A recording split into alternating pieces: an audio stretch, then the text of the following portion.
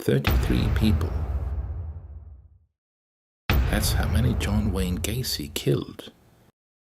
He buried 26 of them under his house. He was a clown on weekends. He shook hands with the First Lady, and when they strapped him to the gurney and asked if he had anything to say.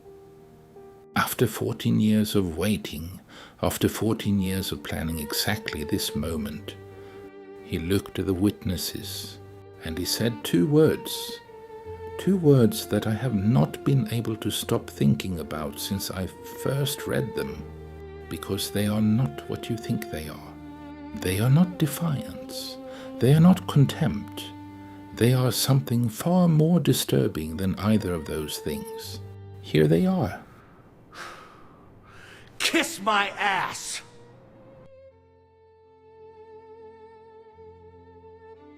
John Wayne Gacy murdered 33 young men and boys between 1972 and 1978. He lured most of them with the promise of construction work or cash. He strangled them. He buried 26 of them in the crawl space beneath his house in Norwood Park Township, Illinois. When the space ran out, he started throwing bodies in the Des Plaines River. To everyone in his neighborhood, Gacy was a pillar. He threw elaborate street parties. He cooked food for hundreds of people. He was a contractor who employed dozens of workers. He ran a business. He paid his taxes. In 1975, he registered officially as Pogo the Clown, performing for sick children at hospitals. In 1978, he was photographed shaking hands with Rosalind Carter, the First Lady of the United States. The Secret Service had cleared him. The photograph ran in the press. He kept a copy. December 1978. Police executed a search warrant after a teenage boy named Robert Peast disappeared following a job interview with Gacy's company. They went in looking for evidence. They found human remains. Gacy was arrested on December 22, 1978. At trial, his defense argued insanity. 12 jurors rejected it in under 2 hours. He was convicted on 33 counts of murder. He was sentenced to death. He spent 14 years on death row. 14 years to think about what he would say at the end. 14 years to prepare. May 9th, 1994, the day before. Gacy's legal team filed a last-minute appeal, arguing that his execution would constitute cruel and unusual punishment due to flaws in the lethal injection protocol. The Illinois Supreme Court reviewed it and rejected it the same day. Within hours. That speed is worth noting. 14 years of waiting. And then, at the end, the courts moved faster than they ever had. Gacy was informed. His execution was set for the following evening. He requested his last meal, 12 fried shrimp, a bucket of original recipe KFC, French fries, strawberries. He specified KFC by name, not just fried chicken. That brand, that specific recipe. He had apparently eaten it at parties he'd hosted. The same parties where he'd served food to hundreds of neighbors, where nobody suspected anything. That detail, the KFC, the brand specificity, tells you something about Gacy. He was, at every level, a man who controlled his own image. Even here, at the end, he ordered the food that connected him to the version of himself he preferred. The generous host, the man who fed people. Not the man who put 26 of them in the ground beneath his kitchen. A priest visited. What was said in that room has never been disclosed. Gacy did not make a deathbed confession. Whatever passed between them remained private. The absence of that disclosure is its own kind of statement. Witnesses gathered at the Stateville Correctional Center at approximately 12:30 a.m. on May 10th. There were 23 of them. State officials, journalists, and representatives of several victims' families. Some had waited 14 years for this night. When Gacy entered the execution chamber, witnesses described him as calm, not resigned, calm. He scanned the room deliberately as though he was assessing it. His physical condition showed the effects of 14 years on death row, heavier than his arrest photos. But his eyes, witnesses noted, were the same. Alert, scanning, reading the room the way he'd apparently always read rooms.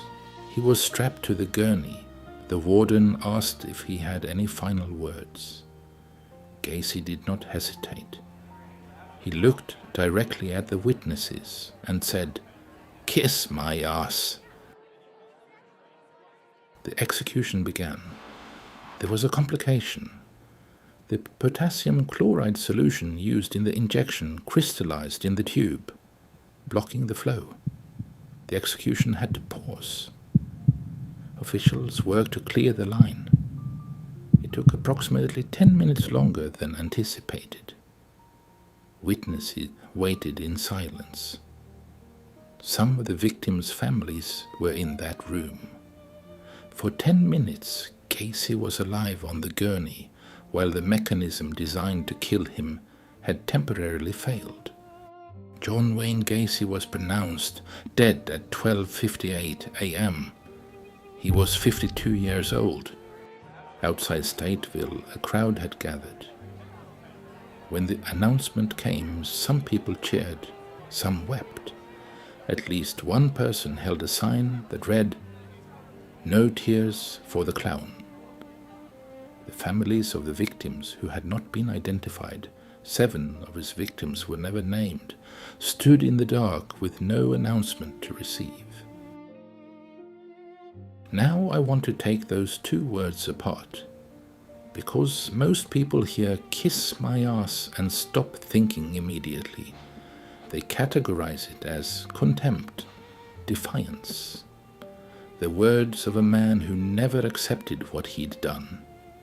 They move on. I want to suggest that moving on that quickly is exactly what Gacy would have wanted you to do. Gacy was assessed by multiple forensic psychologists across his trial and years on death row. The consistent finding was not that he was insane. It was that he was extraordinarily controlling. He needed to manage perception. He needed to be the one who decided how a room felt. At his parties, he was the host. In his construction business, he ran the crew. In the interrogation room, he allegedly manipulated investigators for hours before they charged him. Control was not something Gacy exercised occasionally. It was his operating system. So the question you have to hold in your mind when you think about those words is this. Is this the one moment in his life when he stopped performing? Or is this also a performance? Think about it from his perspective. He knew this moment would be covered. He knew exactly how many witnesses were in the room. He knew that his last words would be reported, quoted, and repeated for decades. He was a man who had thought about this for 14 years. He was a man who had kept a copy of his photograph with the First Lady. He was not a man who left things to chance. Compare it to the alternatives. He could have said nothing. Many condemned prisoners say nothing. Silence is its own kind of power. It denies the system the satisfaction of a final moment. Several of Gacy's contemporaries chose exactly that. But silence would have given the narrative to everyone else in the room. and Gacy had never, not once in his documented history, allowed that. He could have apologized. At least 6 of the surviving families were in that room. A statement of remorse, even a performative one, would have been its own kind of control. It would have managed perception. It would have created a different legacy. Some people in his position have made that calculation. Gacy did not. He said, "Kiss my ass," which raises an uncomfortable possibility. What if those 2 words were not aimed at the state? What if they were not aimed at the families?